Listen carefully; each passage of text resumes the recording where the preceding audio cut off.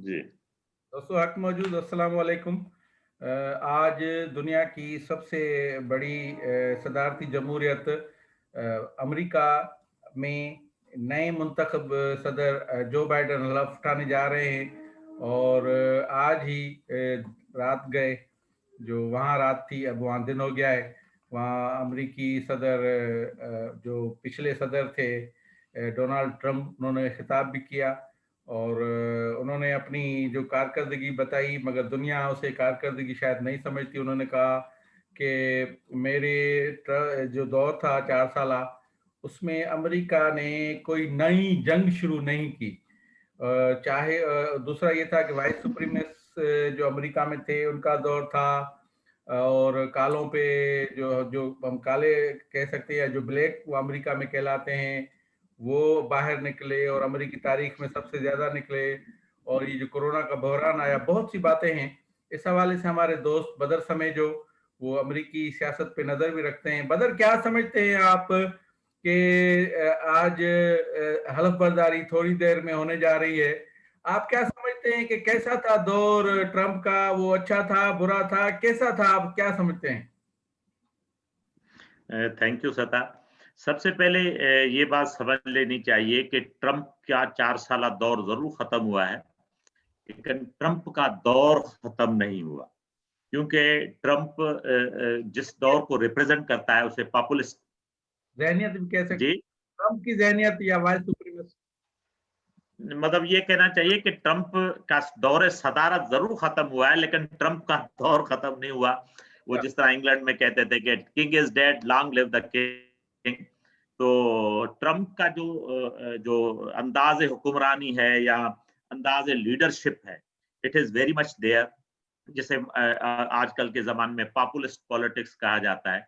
ये लोग जो होते हैं, ये ज़्यादातर मीडिया के थ्रू, ईदर मेनस्ट्रीम और सोशल मीडिया के थ्रू लोगों को अपील करते हैं, ज़्यादातर इमोशंस को अपील करते हैं।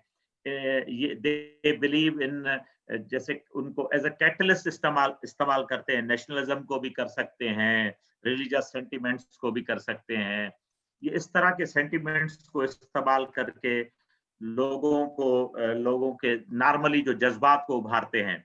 अगर आपको पाकिस्तान की तारीख में जिन्ना ने जब खिलाफत तहरीक के खिलाफ मूवमेंट चली थी, तो जिन्ना बायकॉट किया था जिन्ना ने खिलाफत तहरीक को। और उन्होंने कहा था कि क्योंकि इसमें ज़्यादा क्यों गांधी वाज़ प्रो खिलाफत तहरीक। जिन्ना ने कहा था कि ये जज़्बात के थ्रू लोगों को इसमें शामिल करने की कोशिश कर रहे हैं, इसमें रैशनैलिटी नहीं है।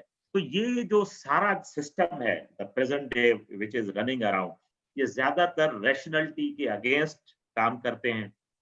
भले आप ट्रंप को देखें, ट्रंप ने भले वो ये कहे कि जंग उसके दौर में शुरू नहीं हुई या ज़्यादातर पॉलिटिकल मूवमेंट्स रही, लेकिन उस किस नतीजे में रही, ये समझना बहुत ज़रूरी है। ट्रंप के दौर में सबसे ज़्यादा अमेरिका अकेला हुआ है। अमेरिका इज़ बीइंग डिस्कनेक्टेड, हालाँकि ट्रेडिशनली जो अमेरिका के साथ ही रहे हैं सियासत में, वो लोग भी वो मुल्क भी उसके साथ नहीं थे। और महज़ इसराइल को इस तरह मतलब ट्रीट किया गया था कि as if it is part of America. और एक दफ़ा तो मतलब अमेरिका की तारीख में भी शायद ये पहली मर्तबा हो कि कोई सदर का रिश्तेदार was highly involved in his politics. यानी न सिर्फ़ उसकी बेटी लेकिन उसका दामाद, वो बढ़-चढ़ के they were involved in his politics.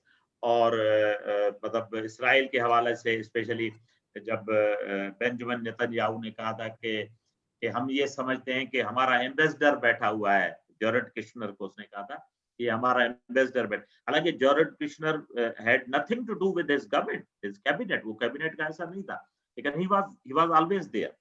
तो ट्रंप की जो सियासत है, वो ट्रंप का दौर हुकूमत ज़रूर खत्म हुआ है, लेकिन ये इतनी जल्दी खत्म होने वाला नहीं है। और इसके लिए एक बहुत ज़बरदस्त टर्म आज डॉन माहिर अली ने जो आर्टिकल लिखा है कि ट्रंप ने एक ऐसा फ्रैंकेस्टाइन बनाया। फ्रैंकेस्टाइन मॉन्स्टर टर्म इस्तेमाल होता है। मेरी शेले, जो पृथ्वी से शेले था, उसकी बेगम थी, वाइफ थी, उसने एक नॉवेल लिखा था फ्रैंकेस्टाइन मॉन्स्टर।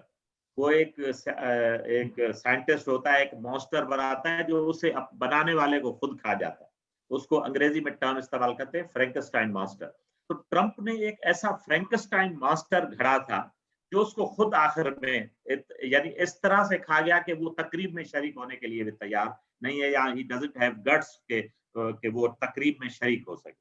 जी सर। माना अमेरिका में जो 200 साल या उसे 200-250 साल जो जमहूरियत है, उसमें उसके जो कायम रहने का सबसे बड़ा सबब है कि वो वोट को इज्जत देते हैं, या हम कैसे कहें कि वो रेगुलरिटी टू पार्टी सिस्टम वो जो चला है। तो अभी जो मैं भी जो मीडिया पे सुन रहा था कि ये पहली बार हुआ है कि कोई सदर मानने को तैयार नहीं, कि भाई नहीं, मैं नहीं मानता कि ये इलेक्शन सही है। तो क्या ऐसा था कि ट्रंप को भी लाया गया जैसे मोदी को लाया गया, या जो बरतानवी है, या हमारे पास जो इमरान खान को जिस तरह जिताया गया, तो क्या समझते हैं कि एक रिजीम, या चाइना में भी कोई मुकम्मल जमहूरियत तो है नहीं वहां, तो वहां भी सवाल उठते हैं। तो ये क्या रिजीम इस किस्म की इस एरा में आखिरी 5 सालों में कुछ ऐसी थी कि ये सारा कुछ हो रहा था? देखें, इसको बहुत सहल माना में नहीं देख सकते। इट इज़ बिट डिफिकल्ट, तो क्योंकि हम बहुत सारे अगर मुल्कों को मिलाएँगे तो हालात मुख्तलिफ हो जाएँगे। देखें, हमारे हिंदुस्तान के और अमेरिका के हालात बहुत मुख्तलिफ हैं। अमेरिका में भी देखिए, अमेरिका में एक टर्म इस्तेमाल होता था, जेरीमैंडरिंग हम्म। इस्तेमाल होता है। यानी स्पेशली जो इलेक्शंस में इस तरह के हालात पैदा किए जाते थे, ये टर्म भी है जो पॉलिटिक्स में इस्तेमाल होता है। यानी इलेक्शन में इस तरह के हालात पैदा कर लेना कि जो मुखालिफ है उसके लिए डिसएडवांटेजेस हो जाएं और आप जीत जाए। इसको जेरीमैंडरिंग बोलते हैं। हम्म। क्योंकि अमेरिका में इस तरह नहीं हो सकता कि जिस तरह हमारे यहाँ कहा जाता है कि भाई मैनेज कर लिया जाए कि फला आदमी को कहो कि फला पार्टी ज्वाइन करे ताकि उसकी पार्टी मजबूत हो जाए। इस तरह नहीं होता। लेकिन एक जनरल एक लहर चली है। जी सरदार। मैं कह रहा हूँ कि जैसे थर्ड पार्टी इंटरवेंशन, कभी कन्वेंशन मुस्लिम लीग बन गई, कभी काफ लीग बन गई, कभी पीटीआई की शक्ल में फोर्सफुली आ जाए, ऐसा नहीं होता, वैसा तो नहीं हुआ। नहीं, अमेरिका में ये जरूर है कि ये कहना चाहिए कि अमेरिका में इलेक्शन जी बहुत ही फेयर और होते हैं, इस तरह नहीं है अमेरिका में। और देखिए, हर मुल्क के अपने टैक्टिस होते हैं टू मैनेज द इलेक्शन। जैसे हिंदुस्तान है, हिंदुस्तान में ज्यादातर जो मोदी सरकार के पीछे लोग हैं वो मीडिया के लोग ज्यादा हैं, स्पेशली जो गुजराती मीडिया के को ज्यादातर रन करते हैं। स्पेशली जो अ, ऐसे लोग, उसके ऐसे बिजनेस हाउसेस हैं जो actually actually they are running the show, Modi is just on the front. तो ऐसे बहुत सारे लोग हैं जो हिंदुस्तान में इस तरह हो रहा है। लेकिन अमेरिका में इसने एक एलोगोरिथम का एक टर्म है, जो मैथमेटिक्स समझते हैं उनको अच्छा, ज्यादा इल्म है आप मुझे कि उसने बताएं। एक ऐसा टर्म मैं ये कह रहा हूँ कि क्या समझते हैं कि जो मैक्सिकन लोग आज खुश होंगे, जो अमेरिका के ब्लैक लोग हैं वो खुश होंगे, या जो डेमोक्रेट खुश होंगे? क्या क्या माहौल होगा अमेरिका में आज बाइडेन के आने से? देखिए, एक उम्मीद तो बनी है, इसमें तो कोई शक नहीं है। स्पेशली बाइडेन ने जो इमिग्रेंट्स के हवाले से कहा है कि वो 8 साल में उनको इमिग्रेशन मिल जाएगी, और जो जिस तरह कुछ मुल्कों के लिए ब्लैक लिस्ट किया गया था, बाइडेन उसको खत्म करने जाएंगे कि भाई और स्पेशली जो ट्रंप ने एक बहुत बड़ा एक तरह से तारीखी सान्या कहना चाहिए बनाया था कि वो लोग अपनी फैमिली से बिछड़ गए। यानी मखसूस ममालिक के लोग जैसे ईरान या इस तरह के, वो इधर रह रहे थे, उनके पेरेंट्स अलग रहते थे या उनकी औलादें अलग थी, तो वो they couldn't meet each other. अब ये है कि वो पाबंदियां खत्म हो जाएंगी। देखिए, हर मुल्क ये तो जरूर चाहेगा कि इमिग्रेशन में एक बैलेंस हो, लेकिन अमेरिका की तारीख ये है कि अमेरिका को बनाया ही इमिग्रेंट्स ने है।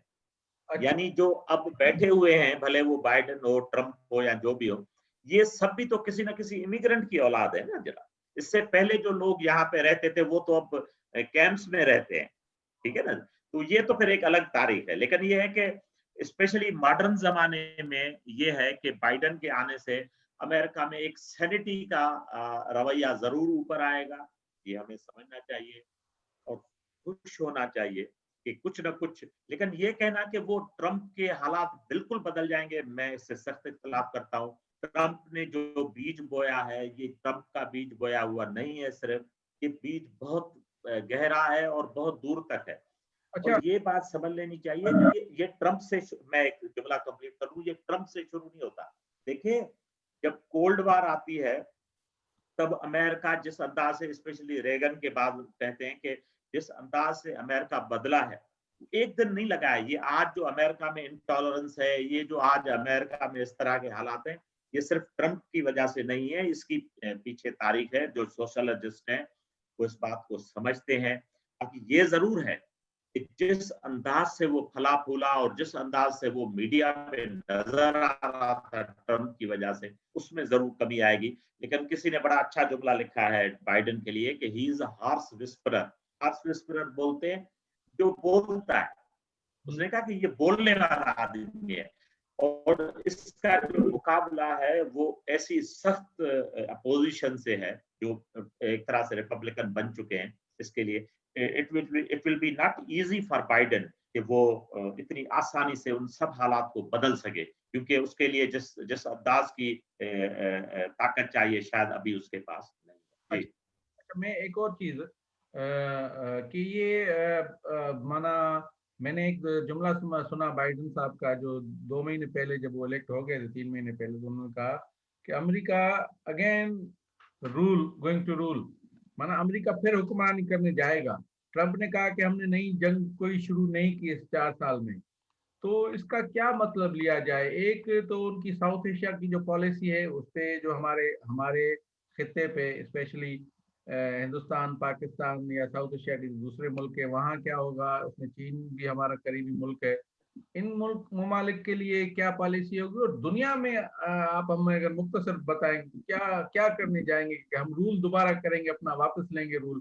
तो मान जैसे आपने कहा कि आइसोलेट कर दिया था, या ट्रंप ने जो नैरो नेशनलिज्म का मुजाहरा करते हुए अमेरिका फर्स्ट के नाम पे अमेरिका तक खुद को महदूद कर लिया था, ये इसके बारे में क्या कहेंगे? देखिए, 1812 में एक मनरो थे, प्रेसिडेंट मनरो। उसने कहा था कि यानी उस जमाने में अमेरिका इतना ताकतवर नहीं था। उसने कहा था कि जो ओल्ड वर्ल्ड है, यानी the rest of the world जो अटलांटिक के इधर है, वो हमारे खित्ते में इंटरफेयर नहीं करे, हम उनके खित्ते में इंटरफेयर नहीं करेंगे। ये पॉलिसी तकरीबन 100 साल तक चलती रही। फर्स्ट वर्ल्ड वार तक अमेरिका का रोल ज्यादातर ऑब्जर्वर ही रहा। उसने कुछ जंगे हुई हैं स्पेन के साथ, लेकिन वो भी लोकल इश्यूज पे हुई हैं।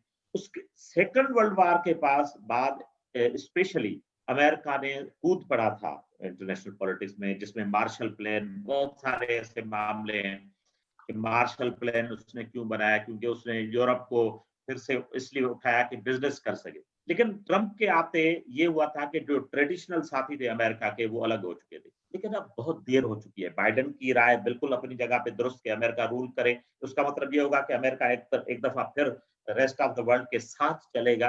लेकिन देखिए, अब दुनिया बदल चुकी है। अब चाइना की, चाइना के अपने क्लेम्स हैं, रशिया के अपने क्लेम्स हैं, और ओल्ड वर्ल्ड में अब अमेरिका वो सेकंड वर्ल्ड वार वाली पोजीशन नहीं है कि अमेरिका जिस तरह फैसला करे उसका चले।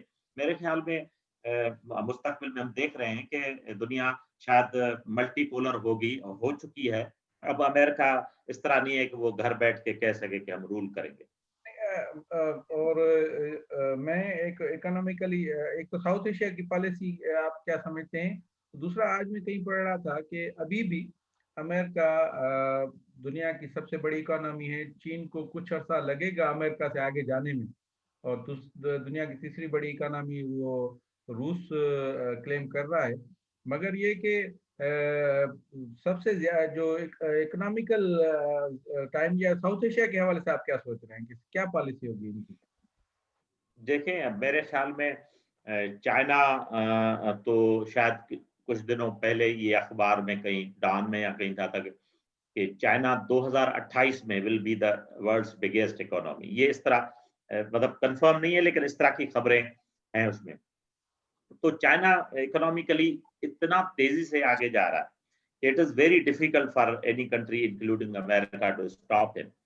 Number one. दूसरा ये है कि साउथ एशिया में जिस तरह पहले हमारे यहाँ एक तस्वर आता था कि भाई डेमोक्रेट्स आए हैं तो फला फला पार्टियों को सपोर्ट हो रही है, रिपब्लिकन आते हैं तो वो पीछे चले जाते हैं। मेरा नहीं ख्याल कि इस तरह कोई ज्यादा it is any more applicable hair.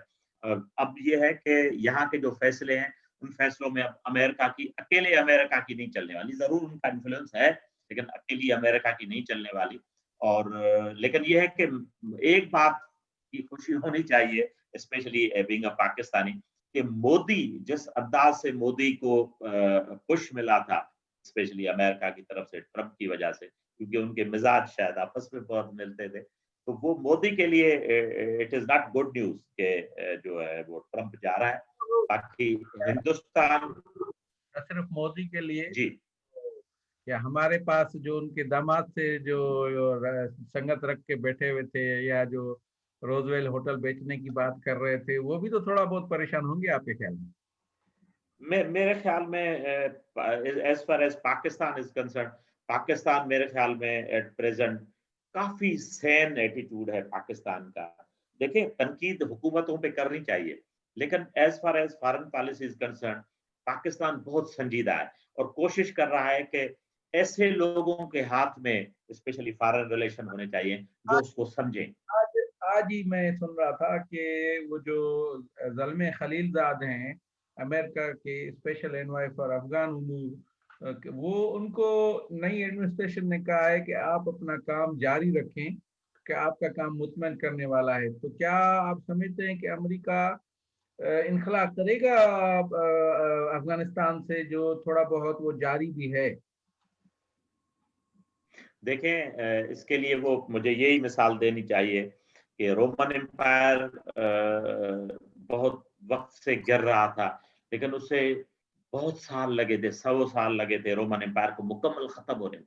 देखिए, अमेरिका बहुत देर से यहाँ ठहरा हुआ है। अमेरिका इनखला भी कर रहा है, अमेरिका का इन्फ्लुएंस भी कम हुआ है।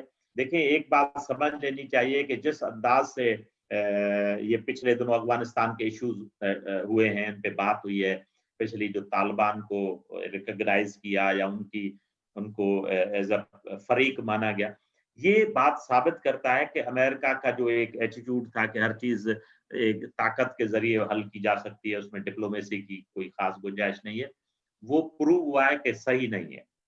सो बाकी ये है कि अब इतना जल्दी जाए नहीं जाए, ये इसमें बहुत साल लगते हैं। ये देखें, 2014 से अगर आपको याद हो, कहा था ओबामा ने कि ये हम जा रहे हैं, निकल रहे हैं, लेकिन स्टिल दे आते हैं। तो कम जरूर हुए हैं, लेकिन ये जाते जाते वो क्या चित्रा की गजल है कि जाते आते आते आएगा उनको ख्याल, जाते जाते बेख्याली जाएगी। It will take definitely take time. बहुत शुक्रिया बदर। इस हवाले से अभी थोड़ी देर के बाद जो है हम भी देखें कि लाइव वो तकरीब कैसी हो रही है। जरूर कम जरूर। क्या किताब करते हैं अपने मुजाहिरीन से। आज कैपिटल में 25,000 से ज्यादा जो ट्रुप्स हैं वो हिफाजत कर रहे हैं, और ये पहली पहली बार हो रहा है। और इस हवाले से और भी हम आपसे डिस्कशन करते रहेंगे। बहुत शुक्रिया आपका। Thank you.